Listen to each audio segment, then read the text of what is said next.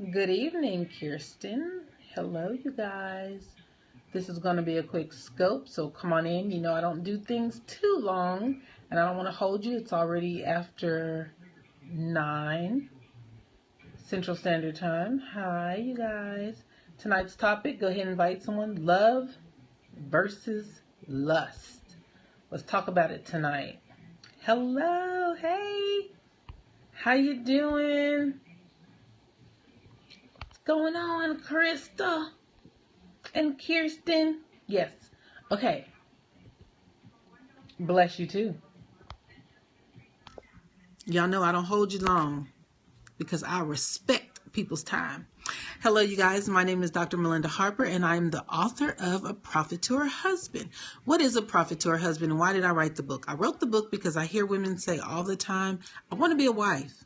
I want to have a husband, but rarely do I hear women say that I want to be a wife. So I talk about what being a wife is. I talk about the assignment of being a wife, and to all those women who are wives, we try to get it right. And I also teach women who desire to be wives. I call those women wives in waiting. Why do I call them wives in waiting? Because he who finds a wife finds a good thing. And when he finds her, she's going to be looking like a wife. He's not going to mistake her for anything other than a wife, because that's what he's looking for. He who finds a wife, not he who finds a woman who can do bad all by herself, not he who finds a woman who's independent. He's going to find a wife. And being a wife is an assignment.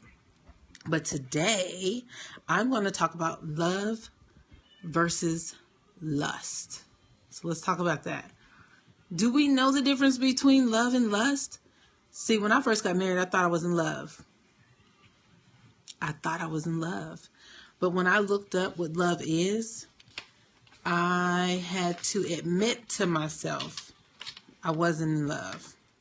I don't know what that was, because it was nothing close to love. Not with what God says is love. I wasn't patient all the time. I wasn't kind. Did I keep records of wrong? Yes, I did. And yeah, most of us, we don't know what love is. When we go through, and I have a whole nother scope on breaking down what love is. And as a wife, are we really loving our spouses? Even as a wife, you might still be lusting. We might not have time tonight. But let's talk about the difference between love and lust, all right? There's just 5 things I wanted to point out.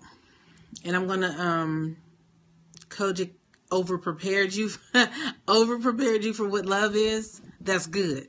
Because a lot of us have not been prepared, not even slightly prepared for what love really is. Okay, so the signs of lust. There's just 5 things. Ready? Number 1. You're totally focused on a person's looks and body. Now, when you first got with that person, that may have been, you missed the mark for a while. Me too, I did, but I got it right now. You focused on that person's looks or body. You have to be, I'm going to just be honest, you have to be attracted to someone to even want to spend time with them. So you can't overlook a person's looks. You can't overlook that you're attracted or not attracted to their body. Even if you're not having sex, you may be thinking, one day I'm going to have sex with this man. One day I'm going to have sex with this woman. So you can't just overlook a person's looks or their body if you're attracted to them or not. But the sign of lust is like, that's all you're looking at. You're so concerned with that man's body. My God. Whew, did you see? Yeah, you're overly concerned. Where do you draw the line? Where it causes you to sin. Because when you're in love, you're not totally concerned about that person's looks or body. You're concerned about spending quality time with them. You can do things with them other than sex. Okay? The difference between love and lust in that sense is, one, when you're in lust, you're looking at the body. You want to have sex with them all the time. You don't have nothing else in common but sex. You just want to lay it down. But when you're in love, you can spend quality time with the person and not have sex. My husband and I love him. He loves me. But every time we're together, we're not banging it out. We can spend quality time with one another that does not end up in sex. If every time you're with that person it ends up in sex, it's lust. It's lust. All right. Number 2, which leads me into this second part. You're interested in having sex, but not having conversations. So when you called him up, you already knew, I just want to spend some time with you. Nah, you had it in the back of your mind, I want to get some. But when you're in love, you get lost in conversations. You see the difference? When you're in lust, you're interested in having sex and no conversations. But when you're in love, you get lost in conversations. Like you can talk for hours. You can talk for hours and you can forget that anybody even exists. It's just you and him and you're having conversation, or you and her and you're having conversation. That's the difference between lust and love. Here's the third point, and I'm halfway finished. Look at that. Again, I'm Dr. Melinda Harper. I'm the author of A Prophet to Her Husband. Go ahead and share this out because I'm halfway done. Number 3, you'd rather keep the relationship on a fantasy level. This is how you know it's lust. And not discuss the real feelings. So when, okay, so the woman might be falling in love and she's asking him, so how do you feel about me? Let's not talk about that right now, baby. Let's just talk about me and you and how we're feeling right now. They don't want to talk about anything about the future. They don't want to talk about, hey, how you doing? They don't want to talk about anything like that. They want to keep it on a fantasy level. But when you're in love, you want to honestly listen to each other's feelings and make one another happy. So when you're in lust, those real, honest conversations never happen.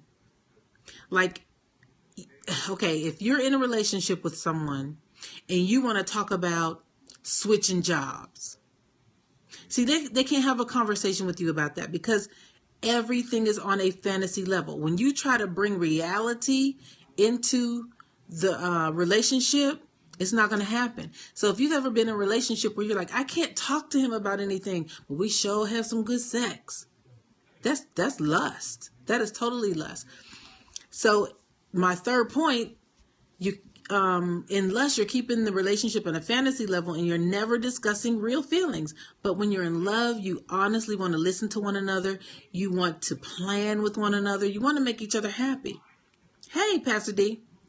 Number 4, the difference between lust and love. Number 4. Ooh. Okay. Oh my God. See, this just hit me like a ton of bricks. When you're in lust or when you're lusting, you want to leave after the sex is over. Ain't no cuddling. Ain't no breakfast in the morning. Tap 1. No, you don't. No. Don't. I was about to say, tap 1 if you've ever been in that situation where either you didn't want to stay or they didn't want you to stay. Right. None of that. But I'm going to just be honest and transparent. There were times back in the day, long time ago, right, the thrill is gone. The thrill is gone. I was like, dude, better not ask to stay here because he just better go. And don't be trying to leave no shirts, no jackets, no coats, no glasses, no rings, no nothing. Don't try to leave nothing at my house because I want to sleep in my bed by myself. That was totally lust. And then I had that done to me too, where I'm like, oh, I'm going to get to spend the night tonight. No, he's like, I got to get up early in the morning. So that's lust. But let me tell you what love is. Love, you're not even... Ever notice you find flaws afterwards when it's in lust? Yes. Yeah, girl, I got to go to work in the morning. Pastor D, you already know. Girl, I got to get up. Well, you weren't saying none of that. You wasn't saying none of that 20 minutes ago. 20 minutes ago, it felt like it was going to be all night. But now you got to go to work in the morning. And then here I am driving home. See, you know what? That didn't happen too often because I felt bad afterwards. If you feel bad afterwards, you know it's lust. love is not going to make you feel bad after it. First of all, most of this lust happens. Now, I'm not going to say lust cannot happen in marriage, because there are still some married people who are lusting, who have not yet learned how to love one another. But most of this lust, right, then you start finding faults. This lust happens when you are dibbling and dabbling in sex outside of marriage. But the sign of love, he or she, can't believe I did that with so-and-so. Yep. He or she motivates you to be a better person. A person who loves you will motivate you to be better. You find yourself saying, I don't think I could have accomplished this without you. I needed you by me to do this. Like, there are some things that I have accomplished in my life that I know if I wasn't with this man that I'm with, it would not have happened. That's when I talk about the assignment of a wife and the assignment of a husband. There are things in me designed specifically so that my husband can reach his goals and that my husband can do his God-given assignment. I'm that puzzle piece for that. And when the wrong man gets with the wrong woman, his vision and his assignment can be aborted. You can cause, by forcing yourself, oh, God told me you're going to be my husband. God told me you're going to be my wife. When I was single, I heard so many times how many God told me you're going to be my wife. But I don't think they understood that if I would have been their wife, their assignment could have been aborted. It really could have, because I was not assigned to them and he was not assigned to me. That would have just been a train wreck. Okay, so here's the last thing. Sign of lust. You're lovers, but you're not friends. And again, I can say that there are some married people who are just lovers. They're not friends. They don't have anything to talk about. But when you're in love, you want to get to meet that person's family. You want to get to meet that person's friends. You want to know what makes them tick. You're not just concerned about being their lover. Everything you do with them does not revolve around sex. And the reason why I'm speaking so openly about that, because I know some of y'all are single and some of y'all are having sex. It's so easy for me to say stop. It's so easy for me to say stop. Because I was able to stop. I stopped 3 years before I got married. I had not had sex with anyone for 3 years. But the way that I stopped was that my mind changed. And I said this on Scope before. I just saw sex totally different. When I realized that the Holy Spirit was a living, breathing being inside me, that the Holy Spirit was real, that's when I stopped. Because I could not rape the Holy Spirit. I felt like every time I had sex that I was raping the Holy Spirit. Now I didn't realize that immediately. Like, I would still have sex and then feel bad. I would still have sex and then feel dirty. I would have sex and then cry and swear. I was convicted. But that conviction came over time. You see what I'm saying? I didn't all of a sudden realize, oh, the Holy Spirit's in me. I don't want to rape him anymore. No, I was convicted. And then I would have sex less and less and less, to the point where when I visualized the Holy Spirit in me, just cowering and a loss of power, like I stripped the Holy Spirit of his power in me.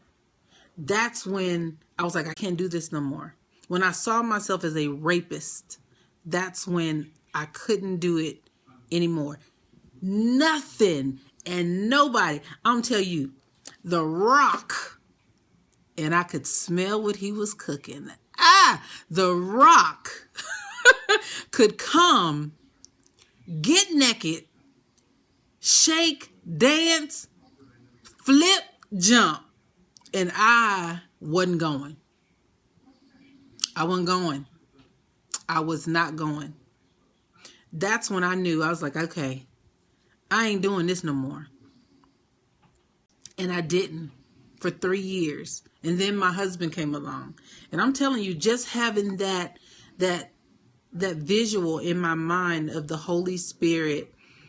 Plus, I didn't want everyone to have a pleasure of saying they were with me. Exactly. And I hadn't been with a whole bunch of people, Pastor D. I hadn't been with a whole bunch of people in the first place. But just, oh my gosh. And you know what? See, we think that, now I just said I hadn't been with a whole bunch of people. Quickly got convicted. Watch this. I hadn't let a whole bunch of people penetrate me. But that grinding, I did that. The teasing, I did that. The kissing, I did that. That still was wrong. So I probably could count on my hands how many people I had before I got married. But how many people did I grind and dry hump and kiss and tease and all that? You know what I'm saying? That still was wrong. Right. Inappropriate conversations. Oh, forgive me, God. Inappropriate conversations. Right. Talking on the phone like a 1-800 number person. Ain't doing nothing. Fully dressed, but just talking.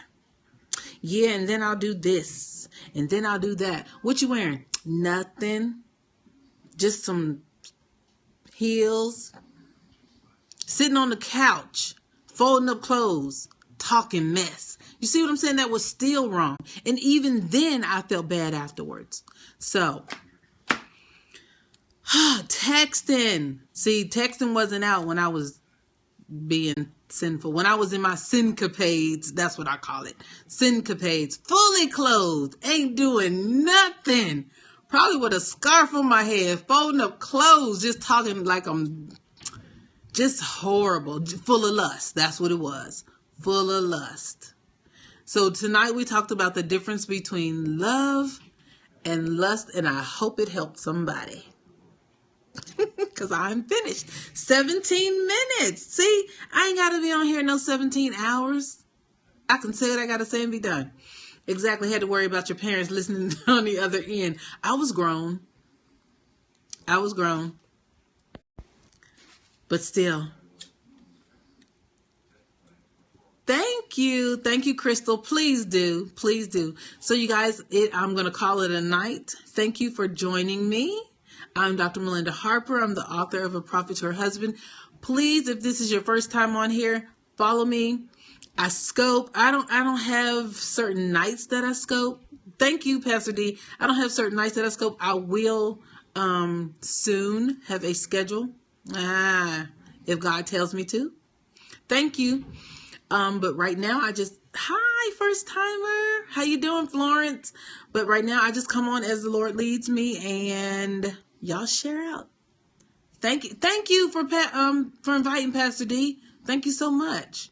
Are there any questions before I go? I'm going to call it a night. Thank you, Pastor D, again for sharing out. That's my bra. Hello, first timers. How you doing? Did you enjoy the scope? I know it was short. It's probably not what you're used to out here in Scope Land. You should give tips for waiting. I do have tips for waiting. I do. And actually, I have a whole academy called Wives in Waiting. If you are a woman who desires to be a wife, join me. You missed most of it? Okay. Well, I'm going to get off so you can go ahead and catch the replay. It's real short. There's only five points. All right, no problem. Yes, follow me. All right, thank you, Pastor D. I'll see you guys later, and be blessed. Bye-bye.